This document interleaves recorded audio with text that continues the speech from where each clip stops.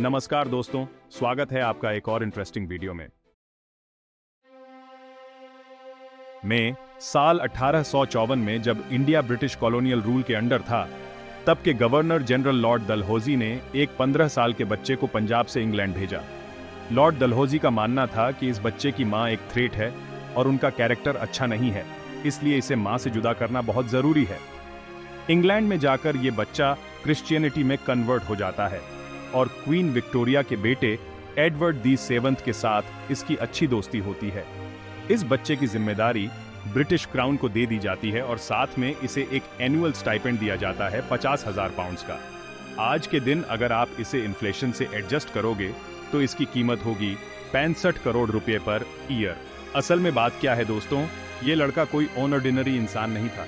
ये था प्रिंस दलीप सिंह, जिन्हें आज हम महाराजा दलीप सिंह के नाम से भी जानते हैं। इंडिया में सिख एम्पायर के आखिरी रूलर। इंटरेस्टिंग चीज क्या है, इन्हें इंग्लैंड भेजने से 4 साल पहले साल 1849 में जब ब्रिटिश ने सिखों को हराया था जंग में, लॉर्ड डलहौजी ने 11 साल के प्रिंस दलीप को ऑर्डर किया था कि वो एक हीरा सरेंडर कर दे क्वीन विक्टोरिया को। यह हीरा था कोहिनूर का हीरा, जो उस साल 6,700 किलोमीटर दूर जहाज में बैठकर लंदन तक गया। कोहिनूर के इस हीरे के बारे में कहा जाता है, जो इस हीरे का मालिक बनेगा वो पूरी दुनिया का मालिक होगा, लेकिन सारी दुनिया के दुर्भाग्य भी उसी के हाथ लगेंगे। ये एक तरीके का सुपरस्टिशन है जिसे द कर्स ऑफ कोहिनूर भी कहा जाता है। क्योंकि बात क्या है दोस्तों, इतिहास में जिस जिस आदमी के हाथ ये कोहिनूर लगा है, उनकी जिंदगियां खून खराबे, वायलेंस और धोखे से भरी हुई रही है। ये डायमंड दुनिया के इतिहास में सबसे इनफेमस डायमंड रहा है। आज के इस वीडियो में आए जानते हैं दोस्तों ये दिलचस्प कहानी कोहिनूर की। कोहिनूर हीरा इस समय टावर ऑन लंदन के ज्वेल हाउस में कई सालों से रखा हुआ है, लेकिन इसके ब्रिटेन से वापसी की मांग समय समय पर उठती रही है। कोहिनूर हीरा, जो अंग्रेजों के गुलामी के दिनों में भारत से ब्रिटेन पहुंच गया, पहली बार कहा यह पाया गया था। ईस्ट इंडिया कंपनी में काम करने वाले एक सिविल सर्वेंट थे थियो मैट कैफे। उन्होंने अपनी रिपोर्ट में लिखा था कि ट्रेडिशन के अनुसार इस डायमंड को एक्सट्रैक्ट किया गया था कृष्णा के लाइफ टाइम के दौरान। लेकिन हिस्टोरियंस के अनुसार सबसे ज्यादा एक्सेप्टेड व्यू यही है कि यह हीरा असल में कोलूर माइंस में मिला था, गोलकोंडा के रीजन में। इसे कोलूर माइनिंग एरिया से कंफ्यूज मत कीजिए, जिसे केजीएफ फिल्म में पॉपुलराइज किया गया था। गोलकोंडा के डायमंड्स असल में कृष्णा नदी के बैंक्स पर पाए जाते हैं, कोस्टल आंध्र प्रदेश। 18वीं सदी में ये एरिया दुनिया का एकलौता एरिया था जहां पर डायमंड्स पाए जाते थे, अंटिल 1725 में ब्राजील में भी डायमंड माइंस को डिस्कवर किया गया। ये चीज क्लियर नहीं है कि इस कोहिनूर हीरे को पहले किसने ढूंढा, कैसे ढूंढा, लेकिन आम तौर पर जो जेमस्टोन्स होते हैं ये सूखी नदियों के बेड्स पर पाए जाते हैं और हिस्टोरिकली एग्जैक्टली हम ये भी नहीं जानते कि इसे एग्जैक्टली कब डिस्कवर किया गया था। बेस्ट एस्टिमेट जो हिस्टोरियंस ने लगाया है वो यह है कि ये ईयर 1100 और 1300 के बीच में पाया गया था। ऐसा माना जाता है कि कोहिनूर का सबसे पहला मेंशन एक हिंदू टेक्स्ट में किया गया था साल 1306 में। प्रॉब्लम बस यह है कि उस टेक्स्ट का नाम किसी को नहीं पता और ना तो कोई ये जानता है कि वो किसने लिखा था। पहला रिटर्न रिकॉर्ड जब कोहिनूर का मेंशन किया गया है वो है 1526 में।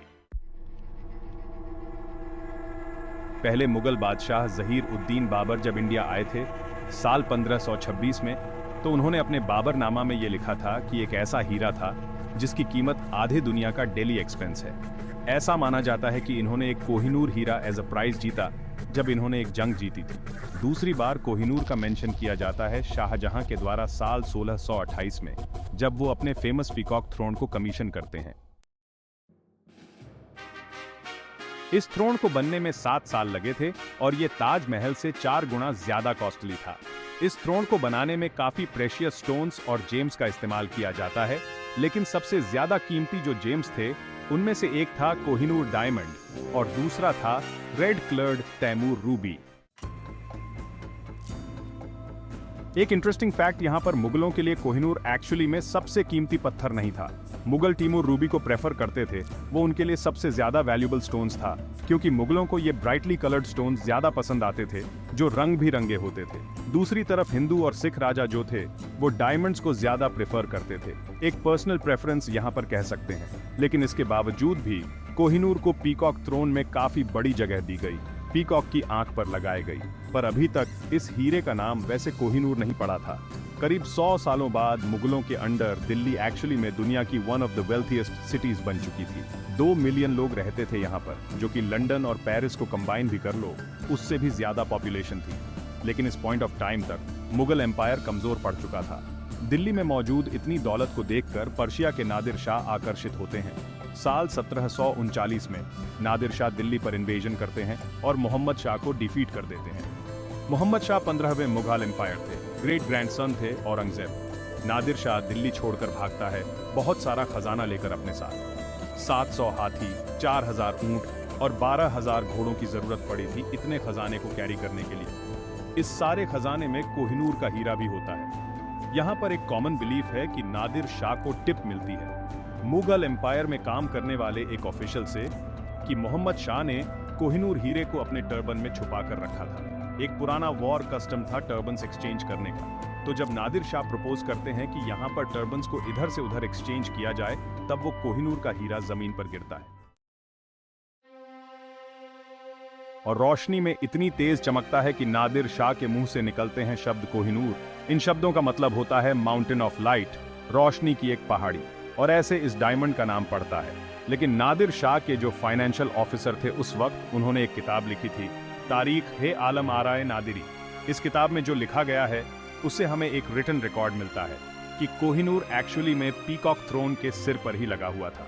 नादिर शाह ने इस पीकॉक थ्रोन को ले लिया अपने पास, और जो टीमूर रूबी थी और कोहिनूर हीरा था उससे आर्म बैंड पर पहन लिया, हाथ में पहन लिया। तो वो जो कहानी है कि इस हीरे का नाम कैसे पड़ा, वो शायद सच ना हो कि उनके टर्बन में था ये, लेकिन ये बात सच जरूर है कि नादिर शाह ने ही इस हीरे का नाम कोहिनूर रखा था, क्योंकि इसी किताब में पहला रेफरेंस किया गया है इस हीरे को कोहिनूर बुलाकर। अगले 70 सालों तक कोहिनूर आज के दिन के अफगानिस्तान का हिस्सा रहता है। और यहां पर आता है द कर्स ऑफ कोहिनूर, जिसकी बात मैंने वीडियो के शुरू में करी थी। जो भी इस हीरे का मालिक बनेगा वो दुनिया का भी मालिक बने, लेकिन सारे मिसफॉर्चून्स भी उसी के साथ होंगी। इस कहावत को एक्चुअली में उस हिंदू टेक्स्ट से लिया गया है जो साल 1306 में लिखा गया था, जिसकी बात मैंने पहले करी थी कि यहां पर माना जाता है कि कोहिनूर हीरे का सबसे पहला मेंशन किया गया था। यह एक सुपरस्टिशन है, लेकिन आगे आप कहानी में देखोगे कि काफी हद तक सच भी है। नादिर शाह के ऊपर यह दुर्भाग्य पड़ता है साल 1747 में, जब नादिर शाह के एक अपने ही गार्ड उन्हें मार डालते हैं और उनका साम्राज्य ढह जाता है। अहमद शाह दुरानी, जिन्हें हम अहमद खान अब्दाली के नाम से भी जानते हैं, नादिर शाह की आर्मी का ही एक हिस्सा थे। यह नए अफगान साम्राज्य के संस्थापक बन जाते हैं और साथ ही साथ कोहिनूर हीरे के नए मालिक भी। विलियम डालरिम्पल और अनीता आनंद की किताब बताती है हमें कि नादिर शाह के जो पोते थे शाहरुख शाह, उनके सिर पर पिघला हुआ सीसा डाला गया था, ठीक उसी तरीके से जैसे गेम ऑन ऑफ थ्रोन्स में भी किया गया था, बस ये पता करने के लिए कि कोहिनूर वास्तव में कहां पर था। अब इसे कोहिनूर का काला जादू कहो या कुछ और, लेकिन दुरानी साम्राज्य में भी काफी अंदरूनी लड़ाई देखने को मिलती है। अहमद के बेटे तैमूर तो ठीक से चला लेते हैं साम्राज्य को, लेकिन उसके बाद जो अहमद के पोते थे वे एक दूसरे के साथ लड़ते हैं गद्दी के लिए। तैमूर का बेटा और जो तीसरा शासक था इस साम्राज्य का, उसे गर्म सुई से अंधा किया जाता है। उसका भाई जो 5वां शासक था शुजा सा दुरानी, उसकी पत्नी वफा बेगम ने कहा था, अगर एक ताकतवर आदमी 4 पत्थर को 4 दिशाओं में फेंके, उत्तर, दक्षिण, पूर्व और पश्चिम में, और 5वें पत्थर को ऊपर हवा में फेंके, इन 5 पत्थरों के बीच में जो जगह है उस सारी जगह को आप सोने से भर दोगे तो भी उस सोने की कीमत कोहिनूर की कीमत जितनी नहीं होगी। शुजा सा दुरानी कोहिनूर को अपनी ब्रेसलेट में पहन के रखता था। साल 1809 में इसे सिंहासन से हटा दिया गया, लेकिन यह इस कोहिनूर हीरे को लेकर भाग गया लाहौर, और वहां पर यह शरण लेता है महाराजा रणजीत सिंह के अधीन। रणजीत सिंह जी संस्थापक थे सिख साम्राज्य के, और दुरानी को बचाने के बदले में उन्होंने कोहिनूर हीरा मांगा, और कुछ इस तरह से कोहिनूर हीरा चला गया सिख साम्राज्य के पास साल 1813 में। रणजीत सिंह के लिए भी कोहिनूर की प्रतीकात्मक महत्ता बहुत थी। जो जो जमीन दुरानी वंश ने कब्जाई थी वह उन्होंने वापस जीत ली। इन्हें शेर ए पंजाब या फिर लायन ऑफ लाहौर के नाम से भी जाना जाता था, और ये कोहिनूर को अपनी बाइसेप पर लेकर घूमते थे, बाइसेप के चारों ओर बांधकर। कुछ सालों बाद ईस्ट इंडिया कंपनी की पकड़ मजबूत होती जा रही थी इंडिया पर, जब ब्रिटिश को पता चला रणजीत सिंह जी के निधन के बारे में साल 1839 में। उन्हें यह भी पता चला कि उनका प्लान था कि ये इस हीरे को कुछ हिंदू प्रीस्टस को दे देंगे। उस वक्त के जो ब्रिटिश अखबार थे वो बहुत गुस्सा होंगे इस चीज को देखकर। एक अखबार ने उस वक्त लिखा था, ब्रिटिश हुकूमत ने ईस्ट इंडिया कंपनी को कहा कि इस कोहिनूर हीरे पर नजर रखें, ट्रैक करते रहें कि ये कहां से कहां जा रहा है और कब इसे अपने हाथ लिया जा सकता है। ब्रिटिश को करीब एक दशा के इंतजार करना पड़ा। जब रंजीत सिंह का निधन हुआ था 1839 में, उसके बाद पंजाबी थ्रोन असल में 4 अलग अलग रूलर्स के ओवरपास ऑन किया गया 4 सालों में। 1843 तक आते आते सिर्फ 2 लोग बचे थे, एक रंजीत सिंह की वाइफ रानी जिंदन और दूसरा एक 5 साल का छोटा बच्चा प्रिंस दलीप सिंह। आखिरकार 1849 में जब second Anglo Sikh war complete हुई, तब ईस्ट इंडिया कंपनी ने पंजाब एम्पायर का रूल खत्म कर दिया और तब तक दलीप सिंह करीब 10 साल के हो चुके थे। ईआईसी ने उनसे एक ट्रीटी ऑन लाहौर साइन करवाई। इस ट्रीटी में इस डॉक्यूमेंट पर लिखा गया था कि कोहिनूर हीरा ईआईसी को हैंड ओवर कर दिया जाए। पंजाब उस वक्त आखिरी बड़ी स्टेट बची थी जिसे ब्रिटिश ने कॉन्कर नहीं किया था। तो ये जंग जीतने के बाद ईआईसी कोई भी मौका नहीं छोड़ना चाहती थी कि यहां पर सिख एम्पायर दोबारा उभर कर आ सके।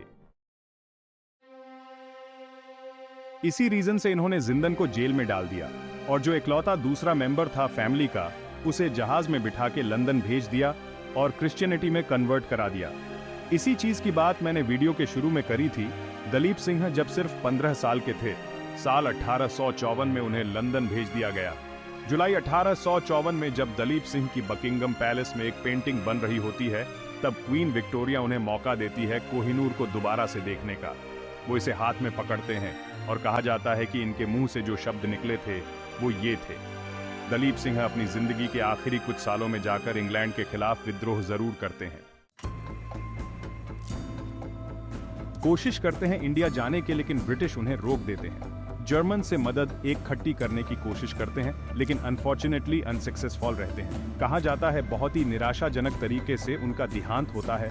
55 साल की उम्र पर पेरिस में जब उनकी लिविंग कंडीशंस बहुत खराब हो गई थी, वो पॉवर्टी में थे।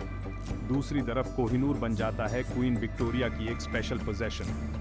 इंटरेस्टिंग चीज ये है कि वो जो कहावत थी कोहिनूर के बारे में कि जो भी आदमी इसका मालिक बनेगा, उस कहावत में ये भी कहा गया था कि ओनली अ गॉड और a woman can wear it with impunity. सिर्फ कोई भगवान या कोई औरत ही कोहिनूर को पहन सकते हैं बिना किसी खराब कॉन्सिक्वेंस की। साल 1851 में जब लंदन के हाइड पार्क में एक बड़ा एग्जीबिशन हुआ था, ब्रिटिश जनता को मौका मिला था कोहिनूर को अपनी आंखों से देखने का, लेकिन जनता का रिएक्शन बड़ा अनएक्सपेक्टेड था।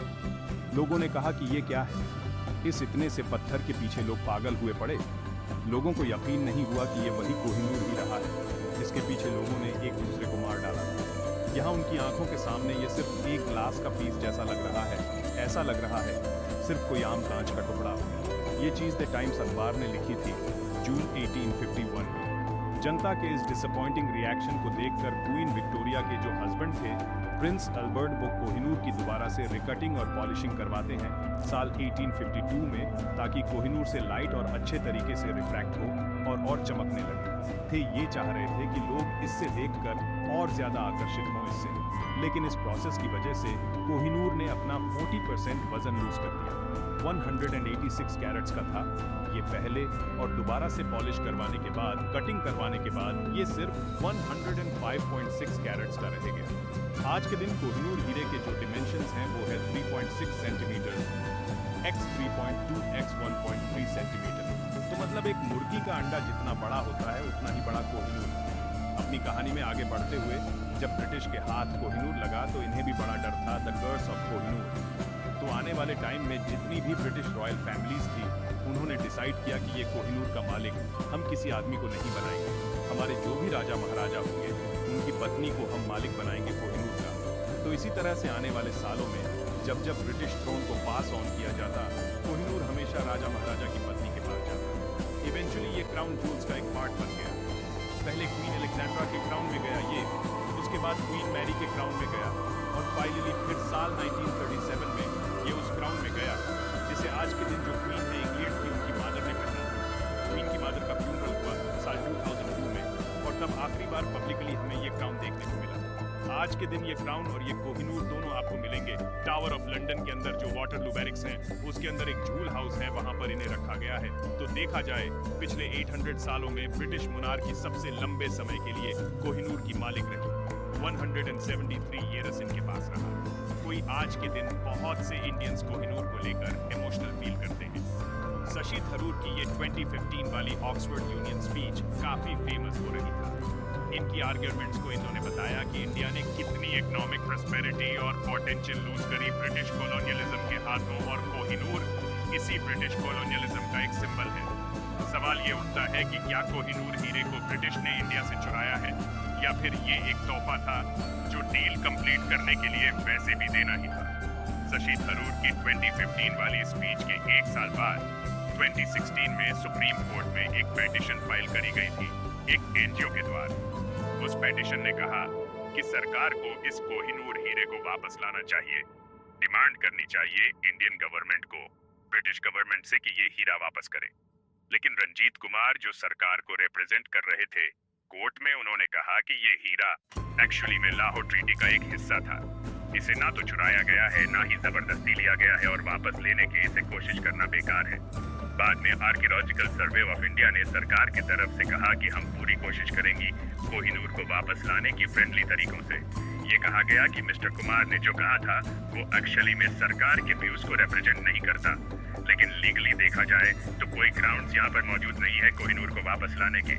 इंडिया में इकलौता लीगल रूट यहाँ पर जो मौजूद है वो है 1970 का यूनेस्को कन्वेंशन उन देश के साथ दो प्रोहिबिटिंग और preventing the illicit import, export और transfer of ownership of cultural property, जो कल्चरल हेरिटेज एक देश का किसी दूसरे देश में गया है इलीगली, गलत तरीकों से।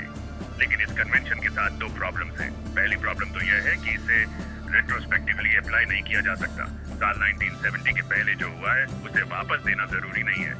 दूसरी चीज है कि कल्चरल हेरिटेज क्या है, इसे आर्टिकल 1 में डिफाइन किया गया है। कन्वेंशन की दूसरी प्रॉब्लम इस कल्चरल हेरिटेज को अगर वापस किया भी जाए तो किस देश को किया जाए। सिचुएशन काफी कॉम्प्लिकेटेड हो जाती है, क्योंकि जो भी बॉर्डर्स आज के दिन ड्रॉ हुए हैं कंट्रीज के, ये काफी रीसेंट है। इससे पहले जो किंगडम्स एग्जिस्ट करते थे, राजा महाराजाओं के टाइम में, वो बॉर्डर्स हमेशा रिड्रॉ होते रहते थे। आज की डेट में जो सॉवरन टेरिटरीज हैं इंडिया, अफगानिस्तान या पाकिस्तान की, वो अपने इंडिपेंडेंस के बाद ही एग्जिस्ट करी हैं। इससे पहले किंगडम्स हुआ करते थे। तो टेक्निकली देखा जाए तो कोहिनूर हीरे को इंडिया या पाकिस्तान या अफगानिस्तान की सॉवरन टेरिटरीज से नहीं लिया गया, क्योंकि वो टेरिटरीज तो एक स्पेसिफिक डेट के बाद ही बनी है। उससे पहले उन्हें किंगडम से लिया गया है। तो सवाल ये भी उठता है यहाँ पर कि कोहिनूर को अगर वापस लाया जाए तो किधर लाया जाए। अफगानिस्तान में तालिबान के स्पोक्स पर्सन ने साल 2000 में कहा था कि वो कोहिनूर को वापस चाहते हैं अपने देश में। साल 2016 में पाकिस्तान में लाहौर हाई कोर्ट में भी पिटीशन फाइल करी गई थी कि ब्रिटिश ने इस हीरे को चुराया है आज के दिन के पाकिस्तान से, क्योंकि सिख एम्पायर की जो कैपिटल थी वो लाहौर में थी। एंथ्रोपोलॉजिस्ट रिचर्ड करेन का कहना है कि लॉजिकली देखा जाए तो ये कोहिनूर हीरा कई देशों को वापस दिया जा सकता है।